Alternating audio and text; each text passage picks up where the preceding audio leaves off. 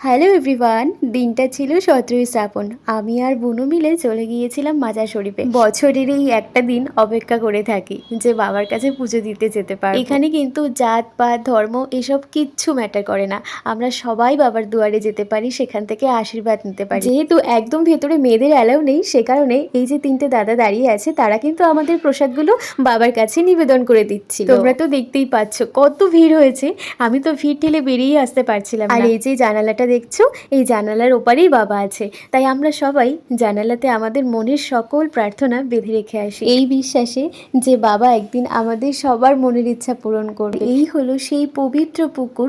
জানো তো, এই পুকুরের জল শোনা গেছে মক্কা থেকে আনা। এই পুকুরে কিন্তু তুমি তোমার মনের ইচ্ছা ফুল আকারে ভাসিয়ে দিতে পারো। বাবা যদি চায় তোমার মনের ইচ্ছা পূরণ করে দেবে, সত্তর তোমার কাছে সেই ফুল আবার ফিরিয়েও দেবে। আচ্ছা চলো, ভিডিওটা আজকে এখানে শেষ করছি। কেমন লাগলো অবশ্যই জানিও।